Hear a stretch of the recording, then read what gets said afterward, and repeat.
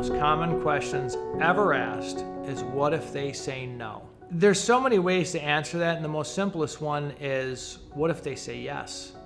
You've been at a no for the last however many years you've been dealing with it. No is what you're used to. The real underlying question a family has is, what do we do if they actually go? What do we do differently? How do we even act? We know how to handle this, at least we think we do anyway, but a no is just the status quo. Where families may be concerned with no is, will they be mad at us for trying this? Will they ever talk to us again? Will we see them again? Are we gonna have to pay dearly for even attempting to do this? But I assure you that in all the time I've been doing this, a family's biggest fear is, what if they say yes? Because what if they say no? It's like I think about, and I always refer back to cancer, because it was in my family.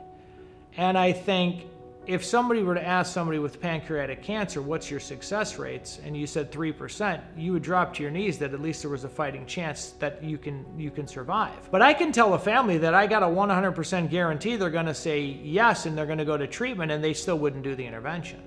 So it's not about what if they say no, it's about what if they say yes.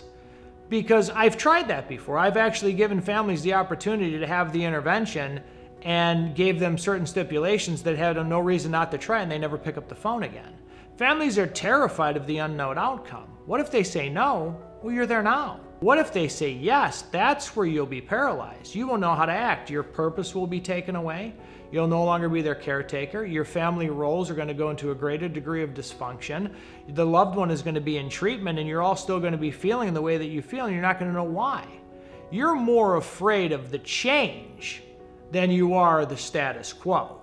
That's the real question. What do I do differently when I don't know what that looks like? Asking me what if they say no, that's a diversion question. It's the same when people say, what's your success rate? And my response is, does my answer matter?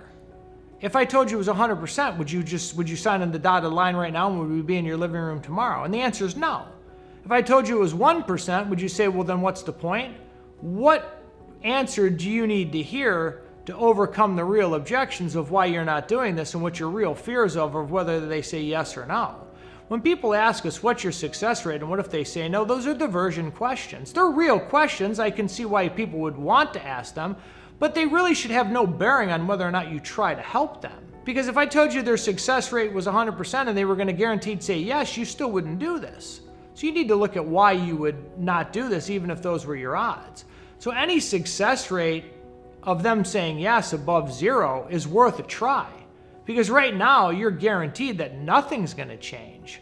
So, where's the question coming from, and what answer are you really looking for is something that you need to explore.